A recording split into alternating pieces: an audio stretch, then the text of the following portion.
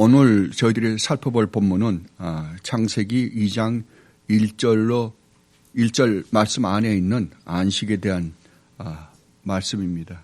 과연 참 안식이 무엇인가에 대해서 공부해보는 복된 시간이 되었으면 합니다. 하나님 말씀입니다. 태초에 하나님이 천지를 창조하시니라. 천지와 만물이 다 이루어지니라. 하나님이 그가 하시던 일을 일곱째 날에 마치시니 그가 하시던 모든 일을 그치고 일곱째 날에 안식하시니라. 하나님이 그 일곱째 날을 복되게 하사 거룩하게 하셨으니 이는 하나님이 그 창조하시며 만드시던 모든 일을 마치시고 그날에 안식하셨음이니라. 아멘. 지난주에 우리는 하나님이 6일 동안 천지를 창조하시고 말씀하신 보시기에 심히 좋았더라라는 말의 의미가 무엇인지에 대해서 공부하였습니다.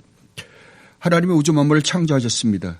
그런데 하나님이 보시기에 심히 좋았다는 것은 이 우주와 하나님이 창조하신 이 인간이 이제 하나님의 목적을 이루어 드리기 위해서 완벽하게 준비되었다라는 의미였음을 우리는 살펴보았습니다. 그리고 오늘 하나님께서는 2장 1절로 3절에서 하나님께서 모든 일을 다 마치시고 창조의 일을 마치시고 안식하셨더라라고 말씀하십니다. 그렇다고 한다면 하나님이 우주 만물을 창조하신 궁극적인 창조의 목적은 안식입니다. 이 안식을 또 다른 말로 우리는 하나님 나라다라고 말들을 합니다. 그러니까 여러분들이 분명히 아셔야 되는 것은 이 안식, 즉 하나님 나라, 그 나라가 어떠한 나라이며 하나님께서 우리에게 주시고자 하시는 궁극적인 안식이 무엇인지에 대해서 올바로 알지 못하면 여러분들이 바른 신앙생활을 할 수가 없습니다. 그래서 오늘은 안식에 대해서 여러분들에게 설명해 드릴 테니까 여러분들이 안식이 바로 이런 것이었구나. 그걸 이해해야만이 여러분은 주님이 오셔서 수없이 구약 성경을 보면 안식일을 지켜라. 만약에 안식일을 지키지 않으면 죽여도 된다라고까지 말씀하셨는데도 불구하고 주님은 그 안식일을 계속해서 깨뜨리십니다. 나중에는 유대 지도자들, 사두개인이나 바리새인들이나 유대 지도자들이 뭐라 그러냐 그러면 6일 동안 일할 일이 6일 동안에 충분히 일할 수 있는 기간이 있는데도 불구하고 너는 왜 사사건건 우리 마음을 이렇게도 아프게 하느냐? 왜 꼭 안식일 날 일을 해서 마치 네가 모세가 우리에게 준 그 율법을 깨뜨리고 있느냐라고 주님께 반박을 했고 결국 그것 때문에 주님이 죽으셨다라고 해도 과언이 아닙니다.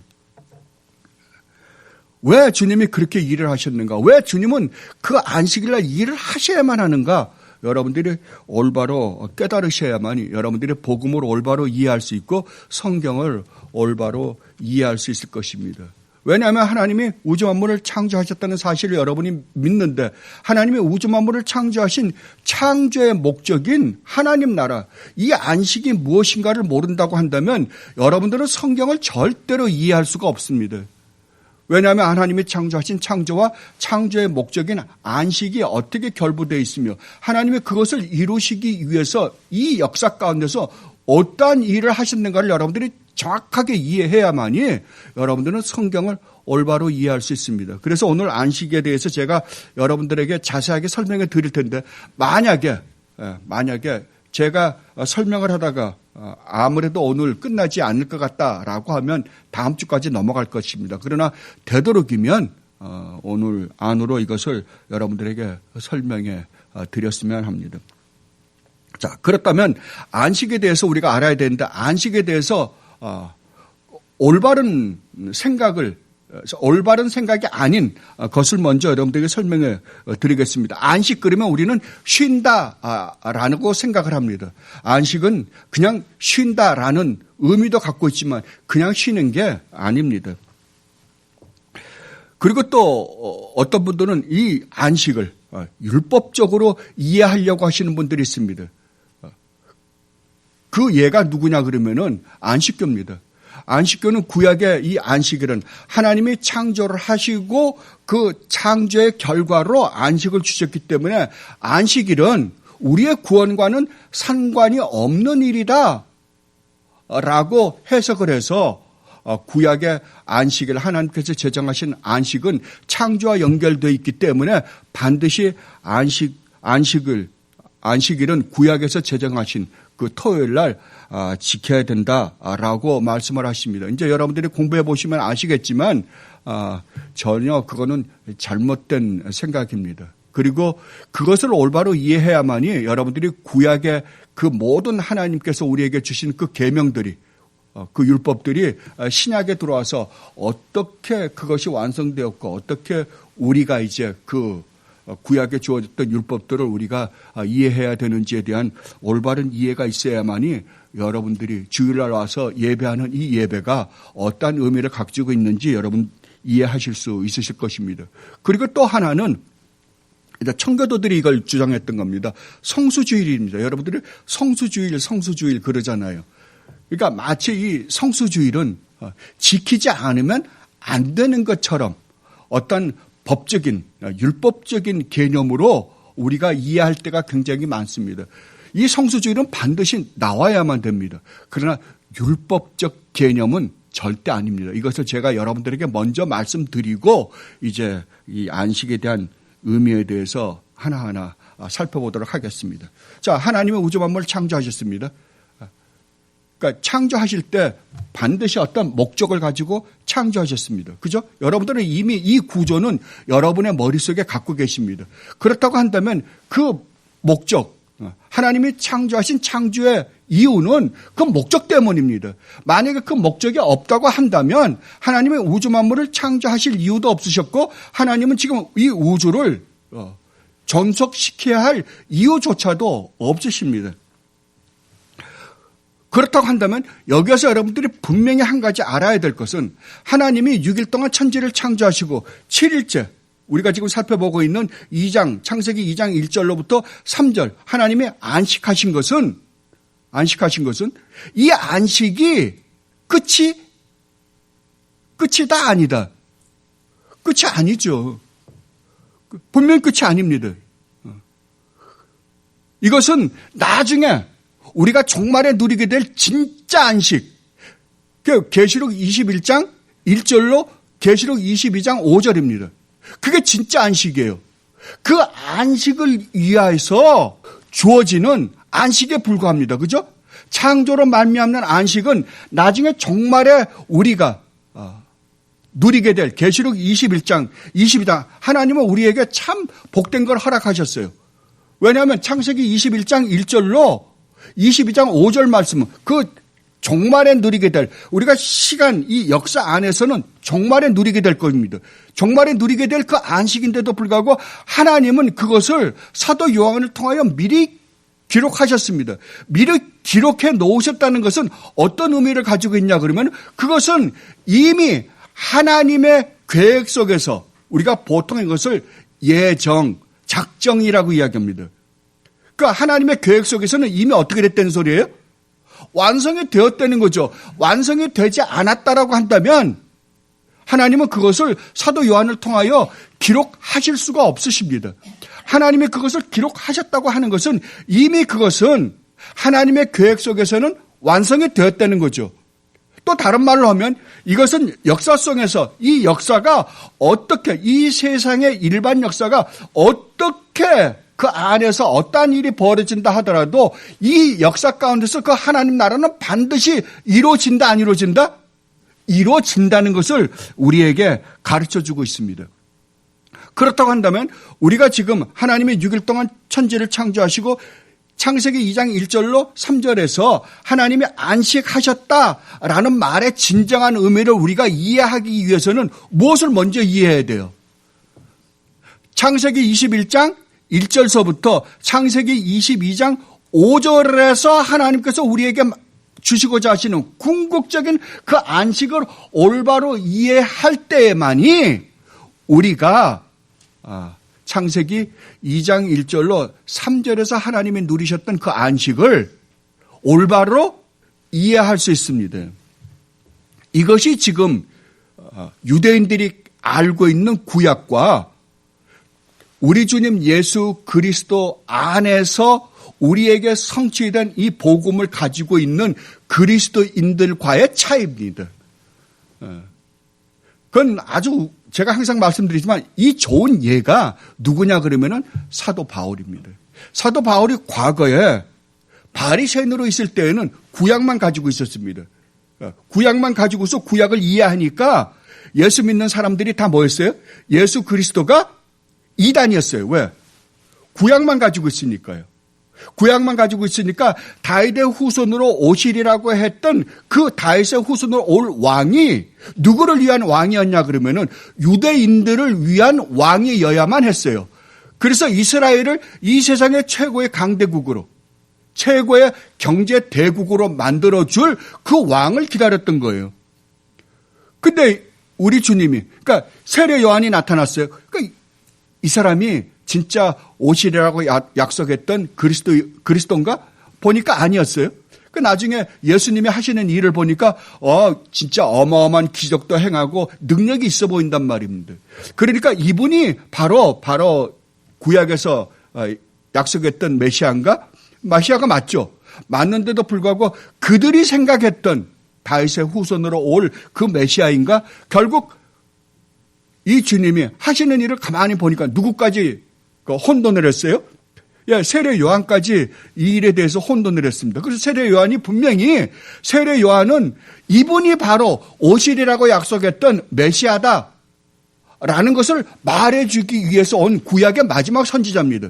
그래서 세례 요한은 태어날 때부터 그 일을 위해서 태어났어요. 그래서 그 예수님의 어머니 마리아가 예수님을 잉태해서 그 사촌인 엘리자벳을 그 세례 요한의 어머니를 만나러 왔을 때 뱃속에 있던 세례 요한이 예수님의 어머니, 예수님을 품으신 잉태하신 예수님의 어머님이 들어오시는 걸 보고 성령이 충만해서 그 안에서 기뻐하고 즐거워했다라고 하셨습니다. 그런데 이 세례 요한까지도 헷갈려 했다니까요. 왜냐하면 예수님의 하신 일을 가만 보니까 자기가 알고 있는 구약적 관점에서의 메시아가 아니었기 때문이었습니다. 그리고 예수님은 돌아가셨어요. 그러니까 그러한 관점에서 구약적 관점에서만 예수님을 보면 예수님은 메시아가 아니었던 거죠. 그런데 사도 바울은 다메섹으로 예수님을 믿는 사람들을 구약적 관점에서 보고 이단이라고, 유대교의 이단이요. 또 다른 종파가 아니라 이단입니다. 볼 때 이단이라고 생각하고 죽이러 갔습니다. 가다가 다메섹으로 가다가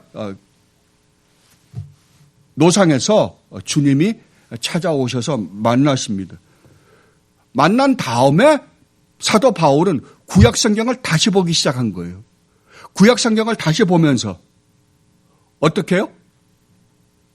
무엇을 전제로 해서요?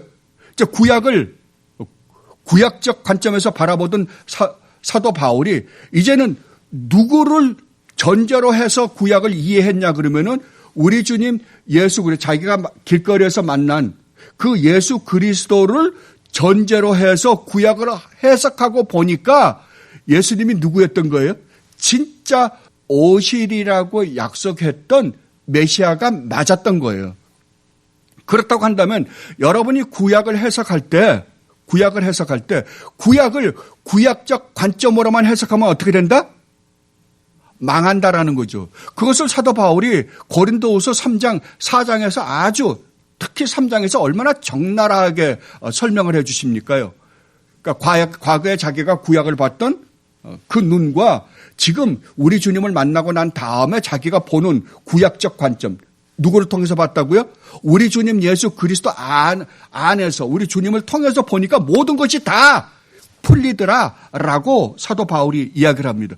그렇다고 한다면 구약을 여러분들이 보실 때 무엇을 전제로 해서 무엇을 거울로 해서 여러분들이 구약을 봐야 돼요?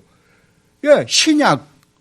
우리 주님 예수 그리스도 안에서 이루어진 성취된 그것을 전제로 해서 구약을 이해하지 않으면, 해석하지 않으면 절대 볼 수 없다고. 근데 오늘날 사람들이 참 재미나는 게 뭐냐 그러면은, 그래서 성경을 모른다 그러는 거예요. 이것을 제가 깨달은 게 아닙니다. 절대 아니에요. 이것을 정말 우리 사도 바울이 먼저 깨달으셨고, 그래서 우리에게 바울의 서신서들을 우리에게 허락하셨고, 이것을 아주 잘 깨달으신 분이 여러분들이 아시다시피 어거스틴이었고, 그 다음에 종교 개혁자들이 이것을 깨닫고 나니까 캐톨릭이 잘못되었다고 지적을 한 거예요. 근데도 불구하고 오늘날 사람들이 또 어떻게 성경을 읽냐 그러면은, 구약은 구약대로 읽고 신약은 신약대로 읽어요. 그러니까 신구약이 통일성과 일관성을 가지고 있지 않는 거예요. 이건 분명히 성경은 성령 하나님이, 비록 수많은 사람들, 시대에 따라서 수많은 사람들을 통하여 썼지만 결국 누가 썼다는 거예요? 성령 하나님이 그들을 통해서 썼다는 거예요. 그렇다고 한다면 성경의 저자는 누구예요? 하나님이세요. 성령 하나님이세요. 그래서 이걸 하나님 말씀이라고 그러는 거예요. 그렇다면 이것은 비록 우리가 구약과 신약, 그리고 이 안에 66권이라는 저자는 거의 한 40명이 넘습니다. 왜냐하면 우리가 이름을 모르는 저자들까지 있으니까요.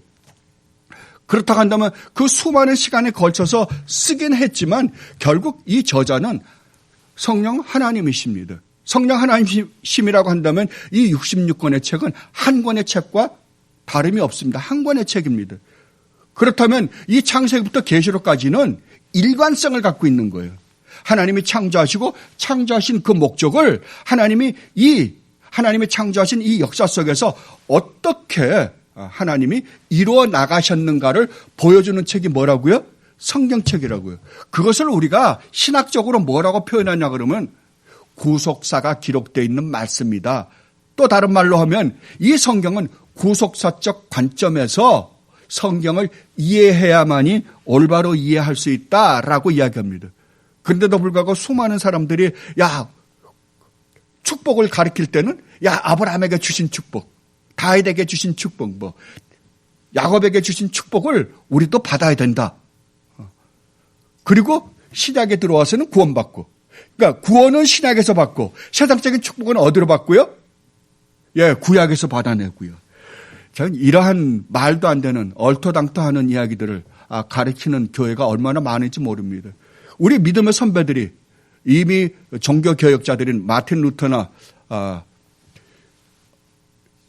칼빈이나 잔 락스나 지빈클리나, 그리고 17세기에 들어와서 우리 청교도들이나, 그리고 18세기에 들어와서 조지 위필드라든지, 그 다음에 우리 믿음의 수많은 선배들이 이미 우리에게 다 가르쳐 줬는데도 불구하고 오늘날 또 기독교가 잘못된 교리를 가르침으로 말미암아, 구약과 신약을 잘못 보게 만듦으로 말미암아 오늘날 기독교가 또 다른 이상한, 캐톨릭이 만들었던 종교처럼 또 이상한 종교를 만들어버리고 말았습니다.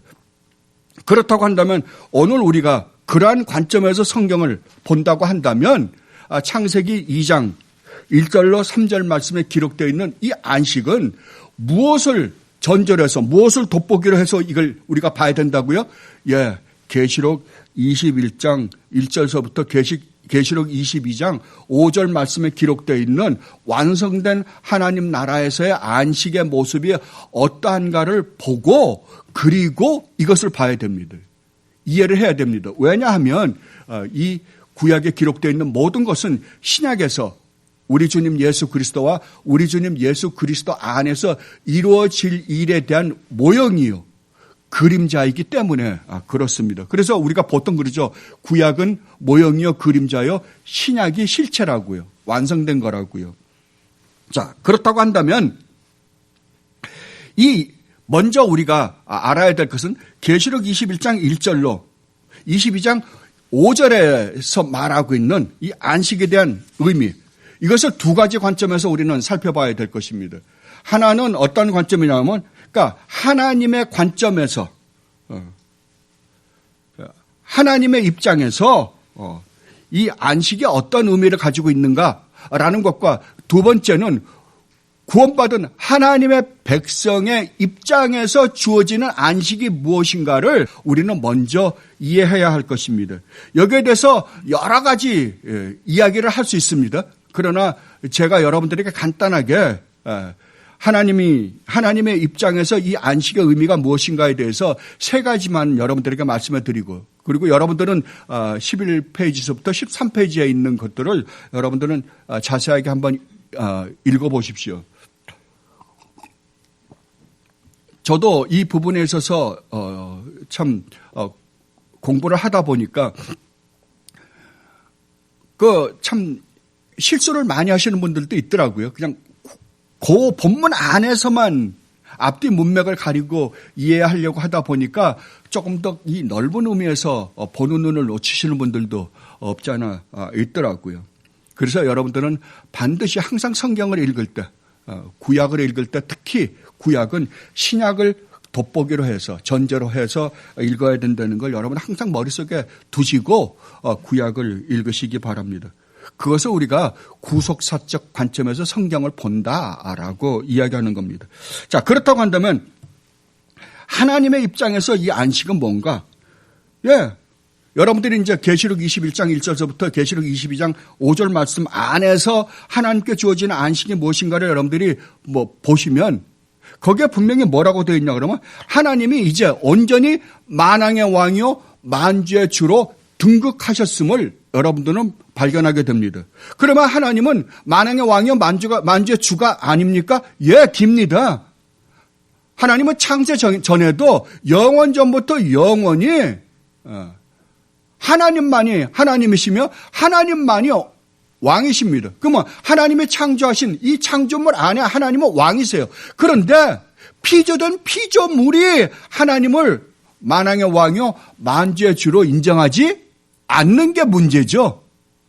그러나 새하늘과 새 땅 마지막 하나님 나라가 완성됐을 때는 온전히 하나님이 만왕의 왕이요 만주의 주로 영원히 이 우주를 다스리고 계심을 우리는 보게 됩니다. 자, 그렇다고 한다면 하나님은 새하늘과 새 땅에서 하나님께서 택하신 백성들, 하나님 나라에서만 왕이 아니시라 어디에서도 왕이세요? 지옥에서도 왕이십니다. 지옥의 왕도 하나님이십니다. 거기에서도 하나님은 영광을 받으십니다. 어떤 영광이요? 하나님의 의로우심.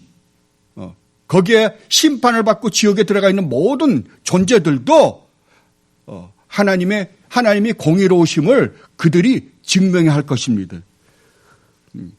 그래서 하나님이 세세토록 이제 온 우주 안에서 하나님 나라뿐만 아니라 지옥에서도 하나님의 하나님 되심이 드디어 온전히 드러나고 모든 존재들이 다 피조 세계가 하나님을 만왕의 왕으로 만주의 주로 그 통치를 다스림을 받을 것입니다.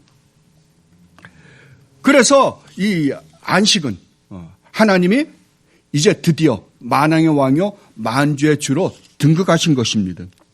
그리고 두 번째로는 우주 만물이 완전히 하나님의 뜻을 쫓아 순종할 것입니다. 아직까지는 이제 제가 조금 이따 살펴보겠지만 아직까지는 우리 주님이 이 땅에 오셔서 모든 일, 우리를 구원하실 온전한 일이 다 이루어졌다고 하더라도 완전한 하나님 나라가 아직까지 새하늘과 새 땅에 내려오지 않았습니다. 내려오지 않았기 때문에 아직까지 이 온 우주가 하나님께 온전히 순종하며 살지 않습니다. 그러나 그때에는 새하늘과 새 땅이 내려올 때에는 온전히 온 우주가 하나님께 순종할 것입니다. 다른 말로 하면 하나님이 창세전에 세웠던 그 계획이 온전히 이루어질 것입니다. 그 계획의 시발점이 뭐였어요?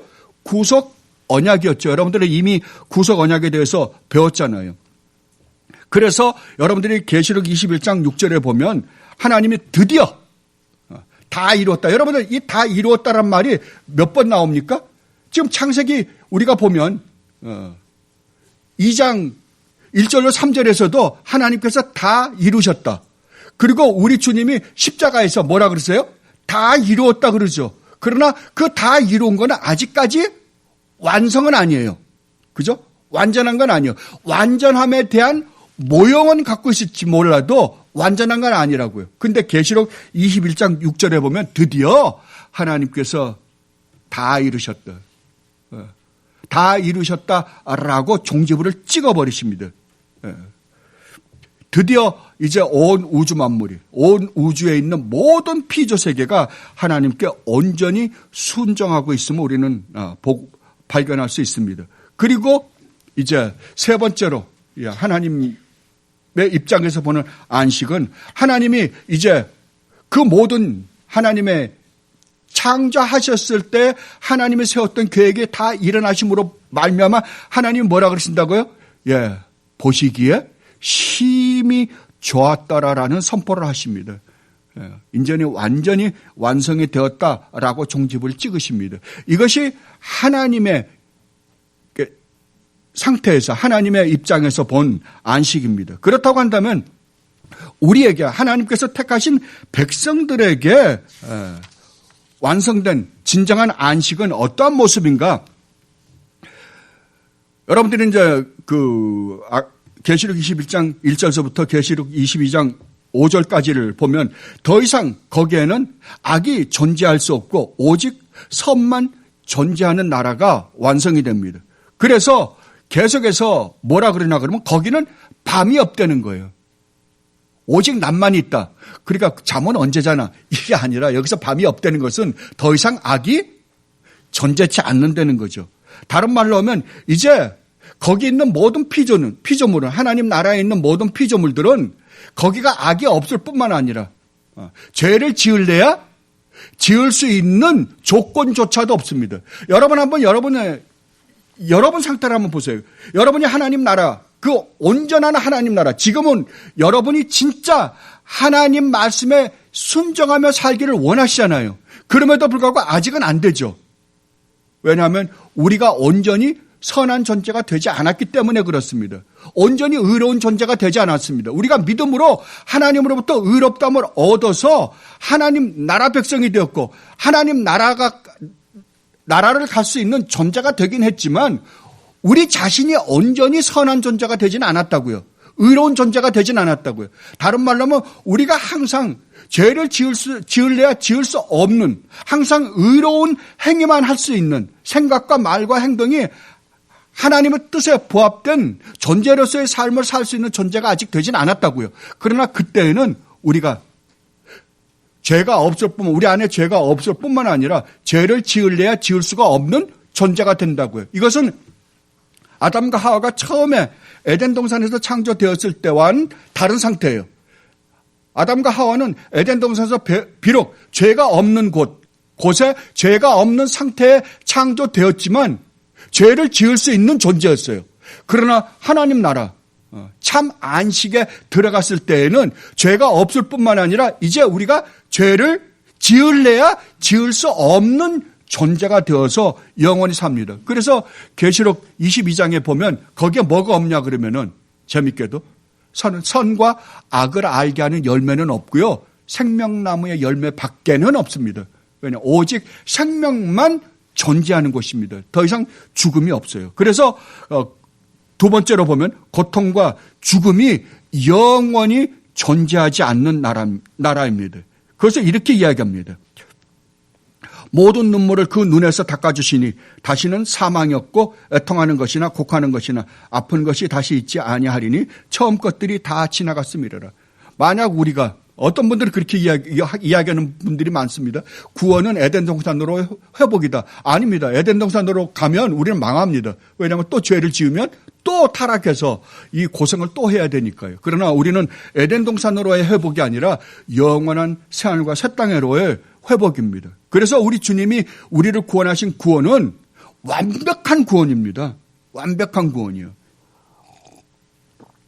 그리고 세 번째로는 우리가 하나님의 얼굴과 얼굴을 대하고 영원히 볼 수 있습니다. 여러분들이 지금 하나님을 뭐를 통해서 봐요? 믿음의 눈으로만 봅니다. 누구를 통해서요? 우리 주님 예수 그리스도를 통해서요. 우리 주님이 하나님이시기 때문에 우리 주님이 이 땅에 오셔서 하신 일을 보고 하나님이 이런 분이시겠구나라고 우리는 어렴풋이 봅니다. 그걸 우리가 믿음의 눈으로 본다라고 이야기합니다. 그러나 우리가 그날에는 어떻게 본다고요? 하나님을 얼굴과 얼굴을 대하고 본다고요. 이것을 계시록 21장 3절과 22장 3절과 4절에서 이렇게 말씀을 하십니다. 내가 들으니 보좌에서 큰 음성이 나서 이르되 보라 하나님의 장막이 사람들과 함께 있으며 하나님이 그들과 함께 계시리니 그들은 하나님의 백성이 되고 하나님은 친히 그들과 함께 계셔서 하나님과 그 어린 양의 보좌가 그 가운데 있으리니 그들이 누구를 본다고요? 하나님의 얼굴을 영원히 본다고요. 이것이 하나님이 우리에게 주시고자 하시는 궁극적인 목적입니다. 하나님의 우주 만물을 하나님은 영원 전부터 영원히 자족하시는 분이세요. 자족하시는 분이시라고 한다면 하나님은 이 우주 만물을 창조해야 할 이유와 목적이 아무것도 없으세요. 그럼에도 불구하고 하나님은 창조하기를 기뻐하셨어요. 왜요? 왜 기뻐하셨을까요? 왜냐하면 하나님 자신 그 영광 위에 영광 가운데 계신 하나님의 그 아름다움을 우리로 하여금 특히 이 피조 세계와 특히 우리 인간으로 하여금 하나님의 형상으로 창조된 우리 인간으로 하여금 하나님을 맛보고 즐기고 누리며 하나님을 영원히 예배하게 하기 위해서 하나님이 창조하신 거예요. 그래서 여러분들이 아시는 것처럼 소요리 문답, 웨스트민스터 신앙고백 소요리 문답 1번이 뭐예요? 하나님이 우리를 창조하신 목적이 뭔가? 또 다른 말로 하나님이 우리를 구원하신 궁극적인 목적이 무엇인가?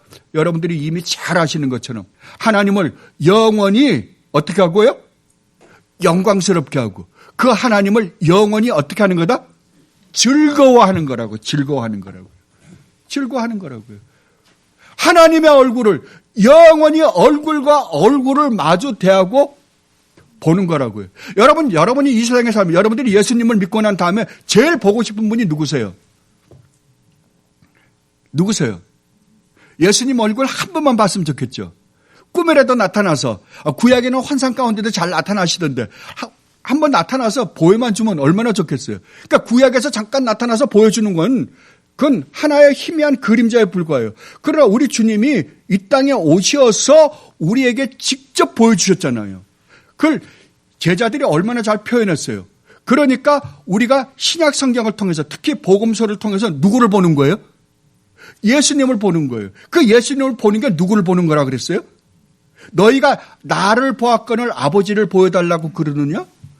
그러니까 우리 주님이 누구를 보여주셨냐 그러면은 하나님이 누구이신가를 정확하게 보여주셨다고요. 그러니까 여러분들이 정말 하나님을 보고 싶으시면 산에 가서 막 이상하게 나무 뿌리 잡고 기도하지 마시고 성경 안에 들어가서 복음서에 들어가서 우리 주님 예수 그리스도가 어떤 분이신가를 여러분들 천천히 읽으십시오.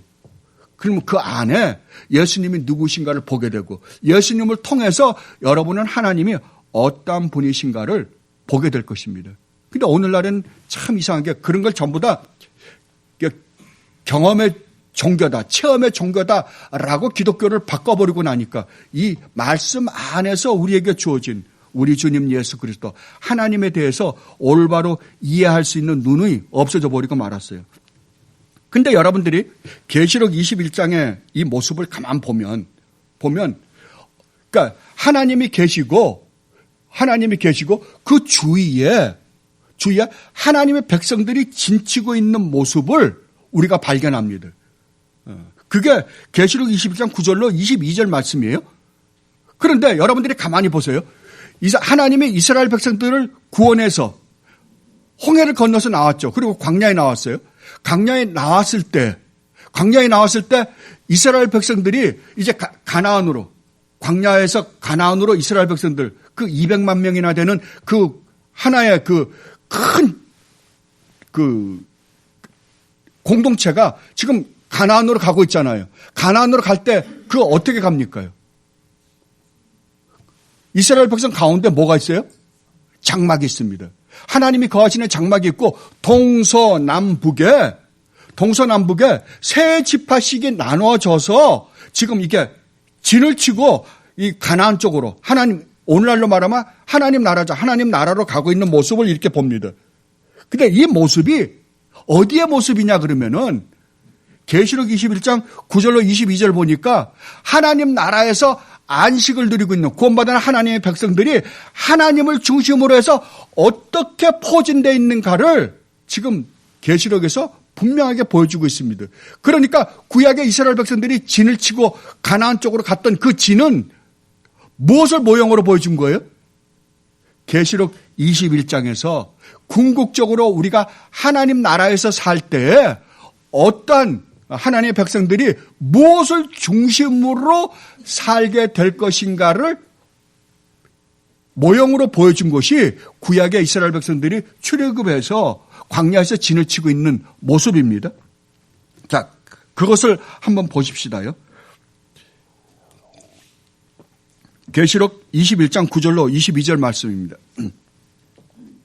7 대접을 가지고 마지막 7 재앙을 담은 7 천사 중 하나가 나와서 내게 말하여 이르되 이리 오라.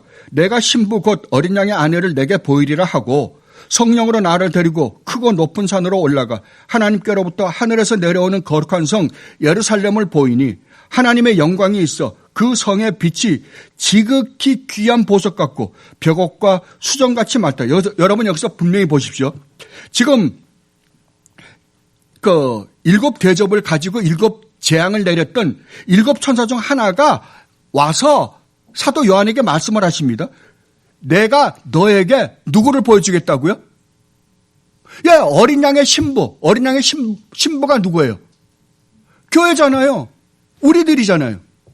구원받은 하나님의 백성이야. 하나님의 백성들을 보여주겠다고 하고 이제 소개를 하고 그 다음에 나타난 건 뭐가 나타났어요? 예루살렘이 나타났어요. 그러면 예루살렘이 뭐예요? 오늘날 많은 사람이 그러죠. 하나님 나라 가면 어떤 사람은 금으로 된 집에 살고 어떤 사람은 다이아몬드로 지은 집에 살고 어떤 사람들은 뭐 초가집에 살고 어떤 사람은 짓다만 집에도 산대요. 짓다만 집. 비가 오면 비가 세게. 아니에요. 여기서 말하는 예루살렘은 지금 구원받은 하나님의 백성들을 지금 이야기하는 거예요. 그러니까 하나님을 하나의 성전으로 해서 거기에 하나님이 그러니까 구약에처럼 장막이 가운데 있고 그 주위에 무엇이 포진되어 있는가? 그 포진되어 있는 하나님의 백성들의 영광이 얼마나 놀라운 것인가를 뭘로 표현하냐 그러면은 이 보석으로 표현하고 있는 거예요. 예. 그래서 분명히 내가 곧 신부 어린 양의 아내를 내게 보이리라 하고 성령으로 나를 데리고 크고 높은 산으로 올라가 하나님께로부터 하늘에서 내려온 거룩한 성 예루살렘을 보이니 그럼 예루살렘 이퀄 뭐라는 거예요? 예, 어린 양의 신부 교회예요. 예. 하나님의 영광이 있어 그 성의 빛이 지극히 귀한 보석 같고 벽옥과 수정 같더라. 크고 높은 성곽이 있고 12문이 있는데 문에 12천사가 있고 그 문들 위에 이름을 썼으니 이스라엘 자손 12지파의 이름을. 자, 그러니까 지금 그걸 12지파, 구약의 12지파에 대한 이야기예요. 그러니까 12지파가 곧 교회요. 어린 양의 신부다라고 이야기하는 거예요. 동쪽의 세 문, 북쪽의 세 문, 남쪽의 세 문, 서쪽의 세 문이다. 그 성의 성곽에는 12기초석이 있고 그 위에는 어린 양의 12사도의 12 이름이 있다. 자, 보세요. 그러니까 지금 거기에 양쪽으로 동서남북에 다 포진되어 있는 성곽으로 예루살렘 성으로 묘사했던 그곳에 뭐냐 그러면 12문이 있는데 12문은 누구의 이름이 기록되어 있냐면 12지파의 이름이 기록되어 있고 그 다음에 거기에는 12기초석이 있는데 12기초석에는 누구 이름이 기록되어 있다? 12사도의 이름이 기록됐다. 이 말은 무슨 말이에요? 예, 구약의 12지파를 통하여 구원받은 하나님의 백성들과 신약의 12사도들이 전하는 이 복음을 듣고 구원받은 하나님의 백성들 전체가 지금 뭐라 그러는 거예요? 어린 양의 신부, 곧 거룩한 성 예루살렘이다 라고 이야기합니다. 그 예루살렘이 얼마나 놀라운 축복 가운데 있는 자들인가를 이제부터 설명을 하는 거예요. 내게 말하는 자가 그 성과 그 문들과 성곽을 측량하려고 금 갈대자를 가졌더라. 그 성은 네모 반듯하여. 여러분 이건 굉장히 중요합니다. 여러분들이 이게 네모 반듯하다. 그 성곽이 네모 반듯하다. 그러니까 구약에 보면 여러분들 지성소에 들어가면 지성소가 어떻게 돼 있어요? 네모 반듯합니다.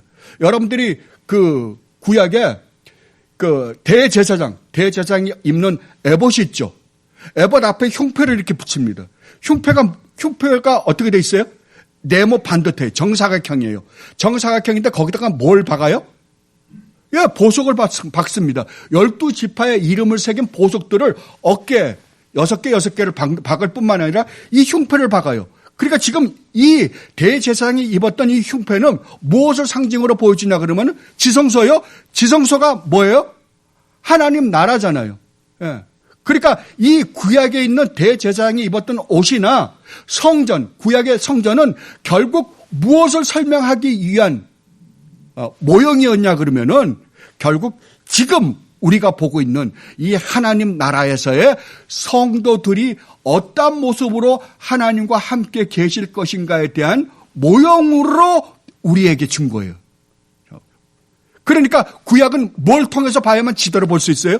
예, 신약에서 완성된 예수 그리스도, 우리 주님 예수 그리스도 안에서 완성된 그 모습이 어떠한 것인가를 가지고 들어가서 구약을 해석해야만이 구약을 올바로 해석할 수 있다고 사도 바울이 분명히 말씀하셨고 성경이 지금 그렇게 이야기해주고 있는 거예요. 그래서 우리가 먼저 창세기 2장 1절로 3절 말씀에 하나님이 6일 동안 천지를 창조하시고 쉬셨다라는 말을 무엇을 지금 근거로 해석해 보려고 그러는 거예요?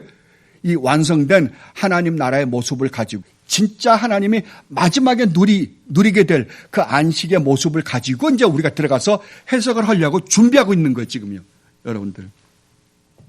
그 갈대자로 그 성을 측량하니 12,000 스타디온이요. 길이와 넓이와 높이가 같더라. 그 성곽을 측량하며 144 규빗이니 사람의 측량 곧 천사의 측량이라. 그 성곽은 벽옥으로 쌓였고 그 성은 정금인데 맑은 유리 같더라. 그 성의 성곽의 기초석은 각색 보석으로 꾸몄는데 첫째 기초석은 벽옥이요, 둘째는 남보석이요, 셋째는 옥수요, 넷째는 녹보석이요, 다섯째는 홍만호요, 여섯째는 홍보석이요, 일곱째는 황옥이요, 여덟째는 노곡이요, 아홉째는 다망옥이요, 열째는 비치옥이요, 11째는 청옥이요, 12째는 자수성이라. 여러분 이걸 볼 때마다 여러분들은 그러니까 구약의 대제사장이 입었던 에봇을 여러분들이 머리에 떠오르시고요. 그 다음에 에스겔서에 이 장면이 또 한 번 등장합니다. 성전을 설명할 때 다시 한번 등장하니까 여러분들 그때 이게 바로 계시록에서 우리에게 보여주고자 했던 하나님 나라를 지금 모형으로 그림자로 보여주고 있는 것이구나라는 걸 여러분들 이해하셔야만 됩니다. 그 12문은 12진주니 각 문마다 한 개의 진주로 되어 있고 성의 길은 맑은 유리 같은 정금이더라. 성 안에서 내가 성전을 보지 못하였으니 이는 주 하나님 곧 전능하신 이와 어린 양이 그 성전이심이라. 자, 그러니까 성경이 얼마나 놀라운가 보세요. 구약에는 성막이 있었죠. 성막을 주위로 해서 동서남북에 세 지파씩이 진을 치고, 그러니까 진을 치고 있는 모습이 하나님 나라의 모습의 모형이었어요. 근데 지금 보니까 뭐라 그러냐 그러면 여기에 성막이 없대요. 성막이 없는데 이게 지금, 그러니까 구약에는 성막이 지어졌잖아요. 그러니까 그 다음에 어디로 갔냐 그러면은 예루살렘 성전으로 옮겨갔어요. 성전으로 옮겨가서 한 자리에 지정되어 있어요. 그리고 이스라엘 백성들이 그걸 중심으로 해서 이스라엘 백성들이 살고 있었거든요. 그런데 여기는 성전이 없대요. 이스라엘 성전이 없대요. 그런데 뭐라 그러면 성전이 왜 없는가? 왜냐하면 어린 양이 성전이기 때문이다 그래요. 어린 양이 성전이기 때문이다. 그러면 구약에 하나님이 모세를 통하여 지으라고 했던 성막, 그 다음에 신약에, 구약에 다윗 왕 다음에 솔로몬이 지었던 성전은 뭐에 대한 모형이었어요? 진짜 성전인 우리 주님 예수 그리스도에 대한 모형이었죠. 그죠? 왜냐면 지금 여기서 그러잖아요. 성전이 없다고요. 근데 그 성전이 누구냐? 성막이 누구냐? 우리 주님 예수 그리스도다. 라고. 그러니까 주님이 오셔서 뭐라 그런 거예요? 저 성전은 없어질 것이다. 내가 없어버릴 것이다. 그리고 3일 만에 내가 성전을 지을 것이다.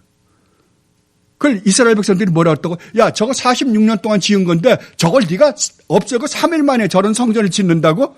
근데 사도 요한이 요한복음 2장에서 설명해 주죠. 뭐라 그래요?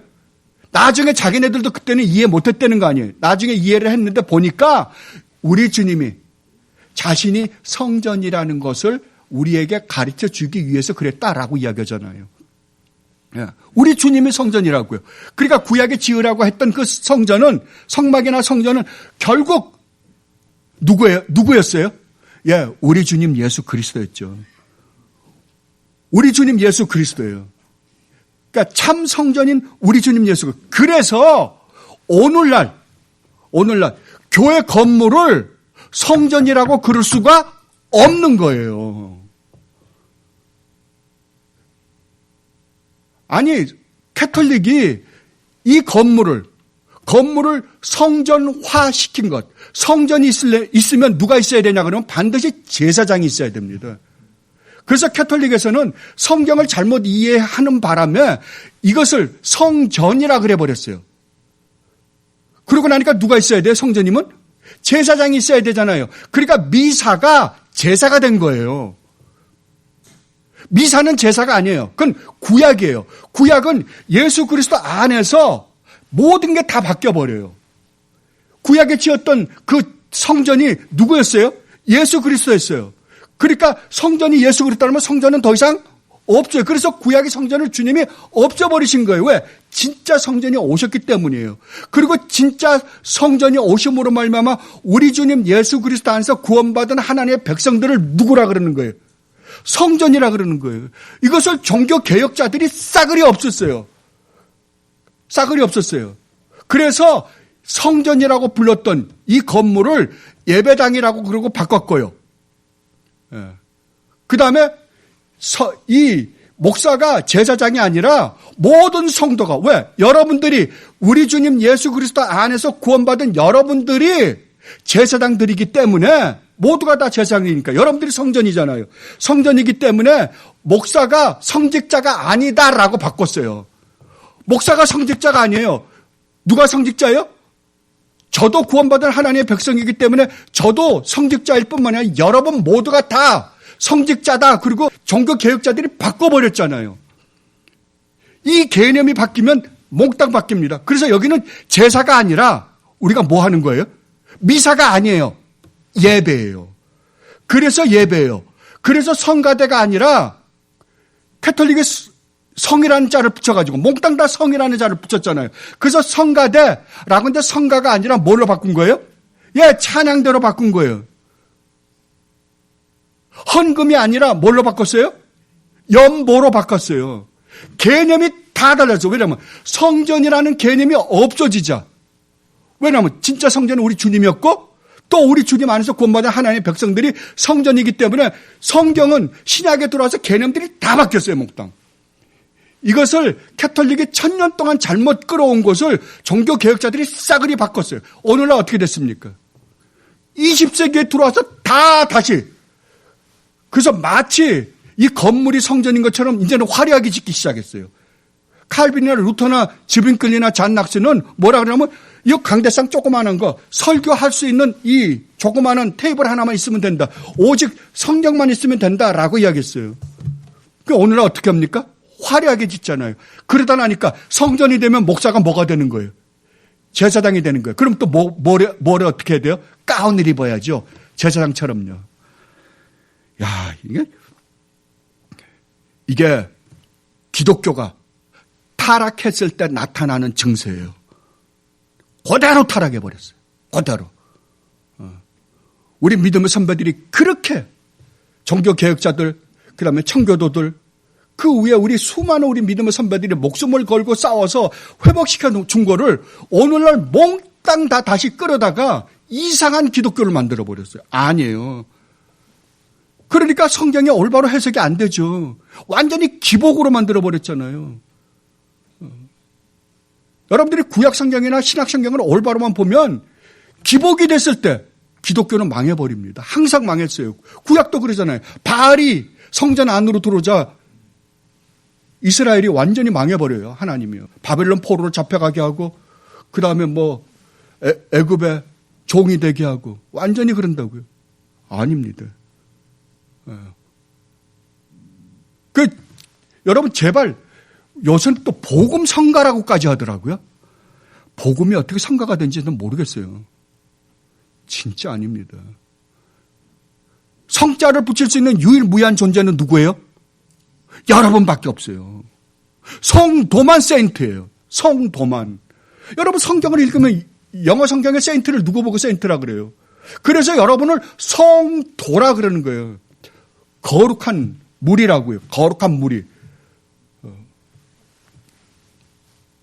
그러면 여러분이 정말 성도라고 한다면 여러분이 하는 모든 일이 뭐가 되는 거예요?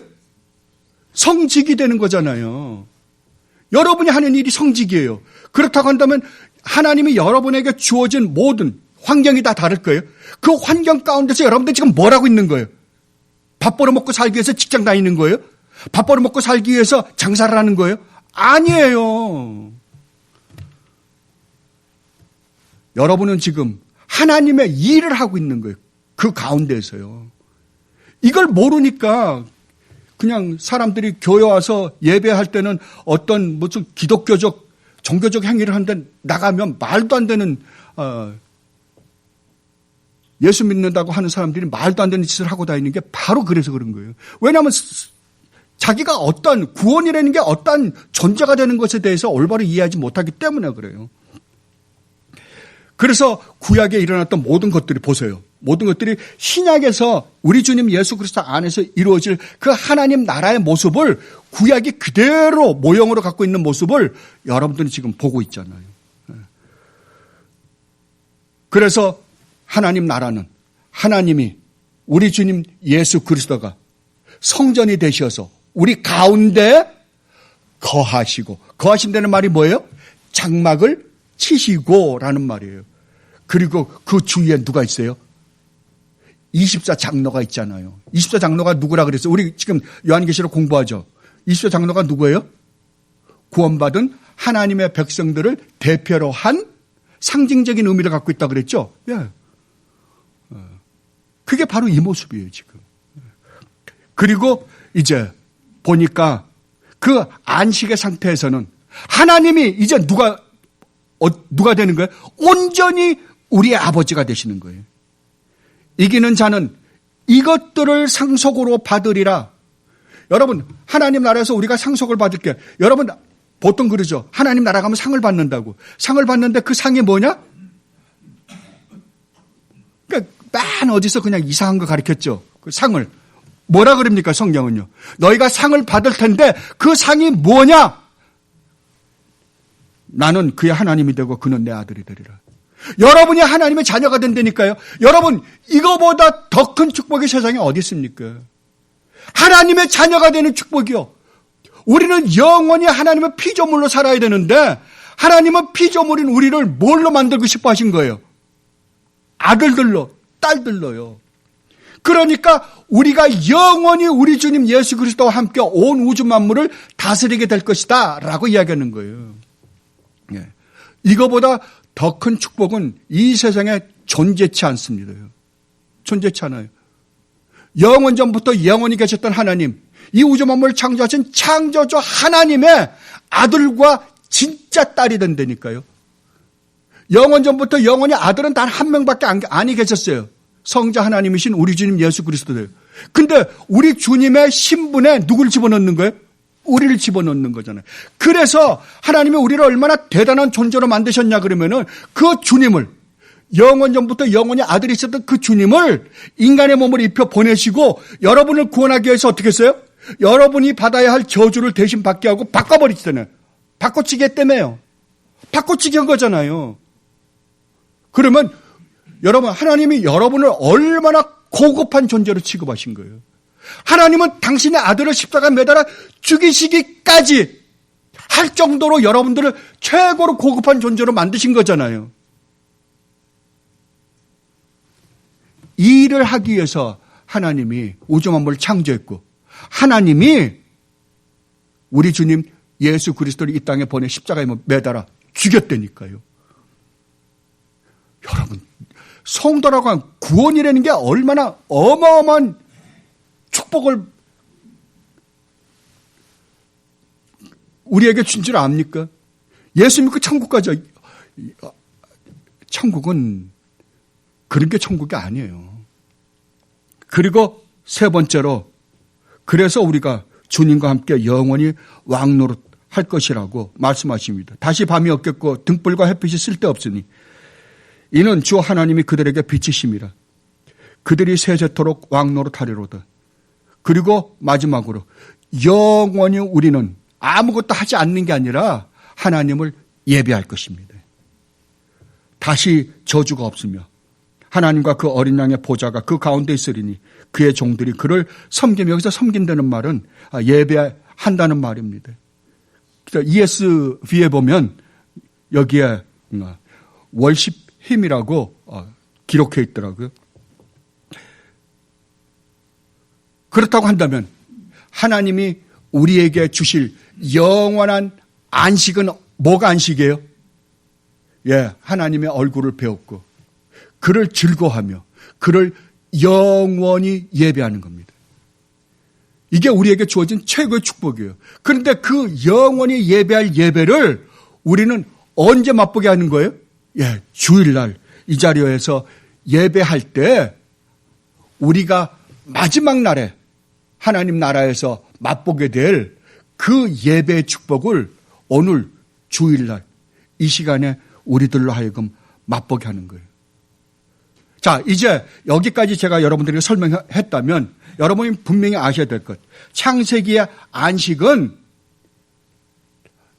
완전히 끝난 안식이 아니라는 거죠.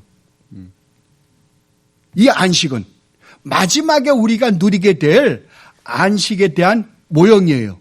그렇다면 이 하나님이 누리시는 지금 창조를 하시고 누리시는 이 안식은 우리로 하여금 그 안식을 통해서 뭘 보게 하는 거예요? 마지막 나라에서, 정말의 하나님 나라에서 누리게 될 그 안식을 우리로 하여금 바라보게 하는 거예요. 그래서 우리로 하여금 어떻게 하려고요? 우리로 하여금 그 안식을 바라보며 그 영광된 나라를 향하여 우리로 하여금 이 세상을 살아가게 하기 위해서 하나님께서 이제 이 안식에 대해서 우리에게 말씀해 주실 것입니다. 여러분은 이미 여러분이 정말 진실되게 우리 주님 예수 그리스도를 믿으시는 분들이라고 한다면 여러분은 이미 어디 들어가 있다고요? 이 안식에 들어가 계신 분들이라고요. 이 안식에 들어가 계신 분들이에요.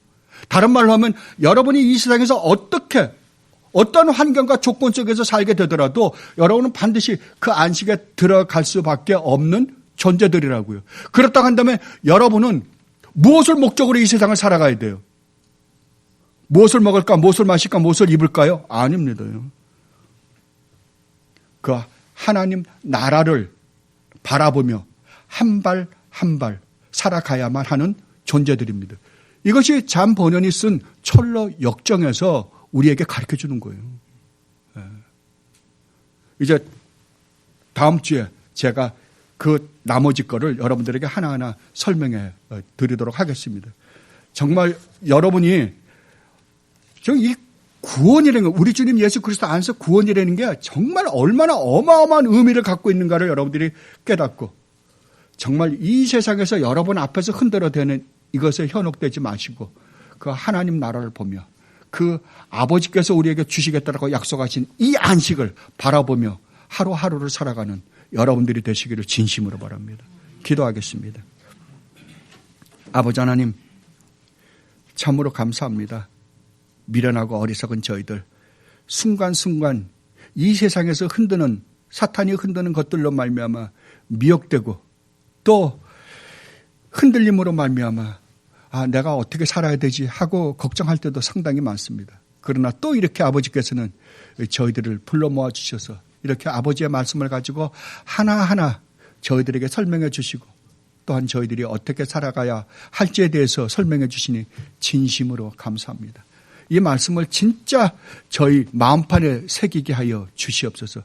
그리하여 정말 성도라고 하는 존재들이 우리 주님 예수 그리스도 안에서 구원받았다라고 하는 존재들이 얼마나 놀라운 존재인지 얼마나 축복 가운데 살 수밖에 없는 존재인지를 깨닫고 아버지께서 저희들에게 축복해 주신 그 축복 가운데서 그 축복을 마음껏 누리며 살다 아버지 오라 하실 때 기쁜 마음으로 아버지 앞에 갈 수 있는 저희들이 되게 하여 주시옵소서. 감사하며 우리 주님 예수 그리스도 이름으로 기도드리옵나이다. 아멘.